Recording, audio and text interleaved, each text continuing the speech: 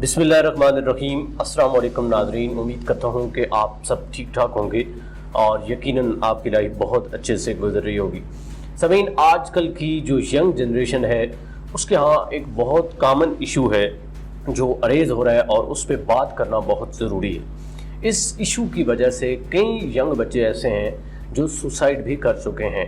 तो आज की वीडियो में इस इशू को हम अरेज करेंगे। इशू क्या है?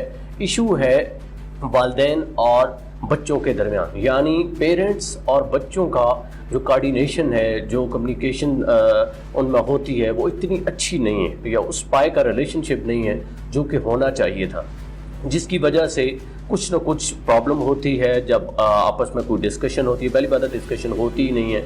जब कोई कन्फ्यूजन बढ़ती है तो वो मामला बहुत संगीन हद तक चला जाता है। चूँकि कुछ बच्चे जो हैं वो वालिदैन के खिलाफ बोलते तो नहीं हैं, लेकिन अल्टीमेटली वो वहाँ पे एक ग्रैंड स्टेप होता है वो ले जाते हैं, पीक स्टेप जिसको कह सकते हैं, और फिर अपने वालिदैन से महरूम हो जाते हैं या वालिदैन जो है वो बच्चों से महरूम हो जाते हैं। तो आज की इस वीडियो में आप लोगों के लिए कुछ मैंने टिप्स रखे हैं जिससे आप अपने वालिदैन के साथ, स्पेशली जो डिफ़िकल्ट वालिदैन हैं जिनकी पर्सनैलिटी इस तरह की है कि हर वक्त वो गुस्से में रहते हैं, खुसूसन वालिद, तो आप उनके साथ किस तरह बातचीत कर सकते हैं, किस तरह डील कर सकते हैं सो डैट कि आपका जो रिलेशनशिप है वो बेस्ट रहे।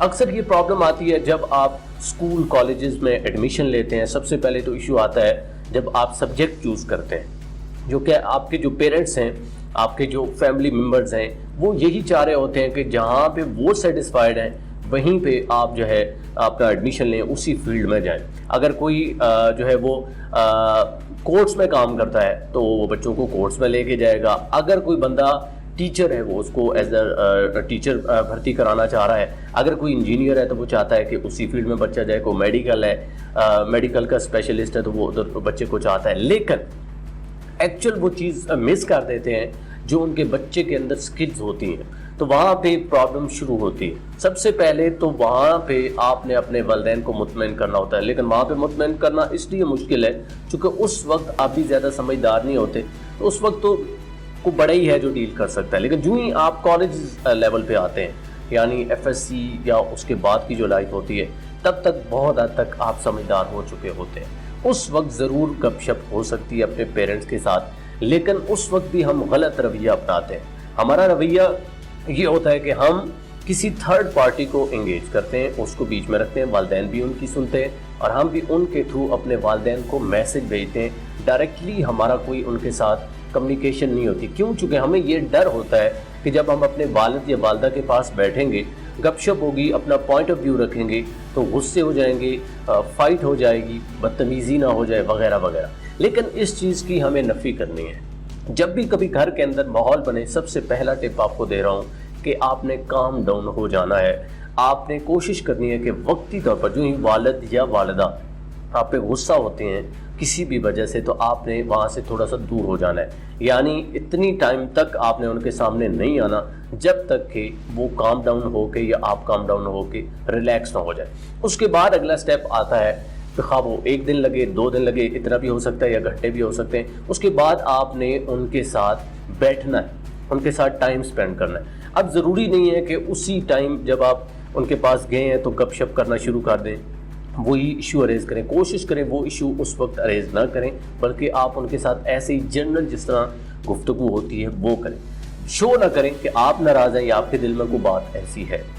ये दूसरा स्टेप है। तीसरे स्टेप में जाके आपने उनके साथ गुफ्तगू करनी है, लेकिन गुफ्तगू में भी एक और टिप है और वो ये है कि आपने उनको लिसन करना है। तो लिसन योर पेरेंट्स केयरफुली, ये उस वक्त का की पॉइंट होता है जिसको हम मिस करते हैं। आप अपने वालिदैन के उस पॉइंट ऑफ व्यू को जो वो सोचते हैं उसको समझने की कोशिश करें, खामोश रहें। बेशक आपके वालिदैन उस वक्त आपको फील हो रहा हो कि कोई गलत आपको डायरेक्शन दे रहे हैं या वो सही बात नहीं कर रहे, फिर भी आपने काम डाउन रहना है, आपने बोलना नहीं है, मुकम्मल तौर पर उन्हें सुनना है। जब आप सुन लें और उनको मुतमईन कर लें, यानी वो मुतमईन हो जाए कि मैंने अपनी बात डिलीवर कर दी है, उसके बाद कोई खुद आपने बात करनी है। मसलन उसके बाद आप उस इशू पे बात करेंगे, आप उस इशू को एक्सप्लेन करेंगे।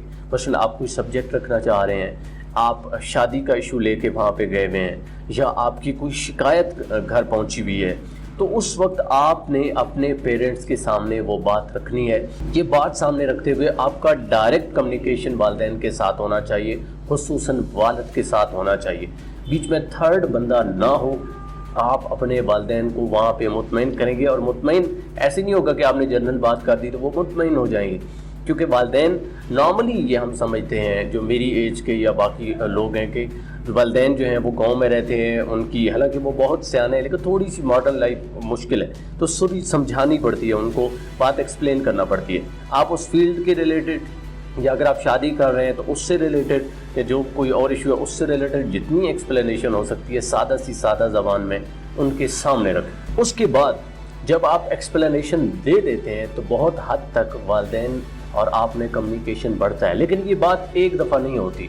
جو ہی آپ وہاں سے اٹھیں گے دوبارہ آپ کے والدین کے کان میں, چونکہ آپ کے ریلیٹیوز ہوتے ہیں, انہوں نے کوئی نہ کوئی بات ڈالنی ہے, یا وہ کسی کے ساتھ بیٹھیں گے تو وہ ڈفرینٹ فیلڈ کے حوالے سے بات کریں گے کہ آپ کا بیٹا یا بیٹی یہ کام کرنا چاہ رہے ہیں, اس فیلڈ میں یہ اسکوپ نہیں ہے, اس فیلڈ کو لے کے یہ سکسیسفل نہیں ہوگا وغیرہ وغیرہ. تو آپ کو اپنے والدین کے ساتھ ایسا ریلیشن شپ بنانا ہے جس میں تھرڈ بندہ کبھی انوالو نہ ہو سکے.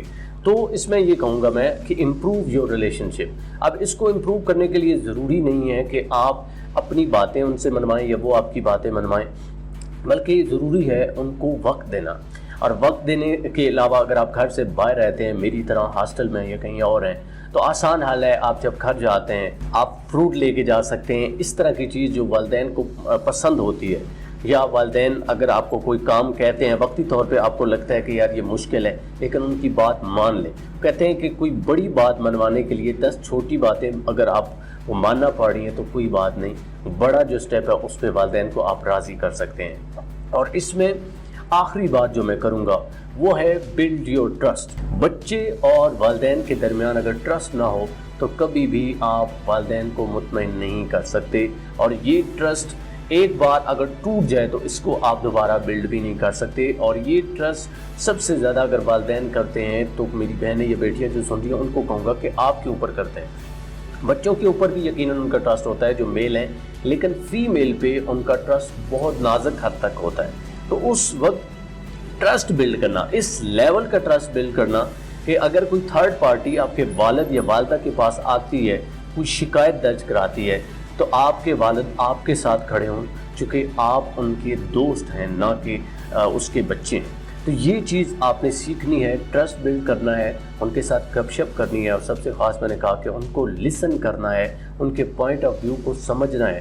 جب آپ ان کے ساتھ گپ شپ کریں گے, ان کے پوائنٹ آف ویو کو سمجھیں گے, آپ چیزیں آسانی کے ساتھ ایکسپلین کریں گے اور ان کے ساتھ یہ کمیونیکیشن رکھیں گے. یہ نہیں کہ ایک دفعہ بات کی, ان کے ساتھ وقت بتایا اور اس کے بعد آپ بھول گئے, کہیں چلے گئے ہاسٹل میں یا کہیں بھی ہیں, تو اس کے بعد پھر کوئی تھرڈ پارٹی آ جائے گی, وہ بیچ میں کمیونیکیشن جو ہے وہ ٹوٹے گا. یہی کمیونیکیشن ٹوٹے گا پھر پرابلم ہوگی. تو آپ نے اس ریلیشن شپ کو مضبوط سے مضبوط کرنا ہے. کیوں؟ چونکہ والدین سے بڑھ کر کوئی رشتہ نہیں ہوتا. اس دنیا کے جتنے بھی رشتے ہیں وہ بے معنی ہیں اگر آپ کا رشتہ والدین کے ساتھ مضبوط نہیں ہے. امید کرتا ہوں کہ اس سیشن سے آپ بہت کچھ سیکھیں گے. انشاءاللہ تعالیٰ ملاقات ہوگی نئی ویڈیو میں ایک نئے ٹاپک, ایک نئے لیسن کے ساتھ. مجھے دیجیے اجازت. اللہ نے کے بعد.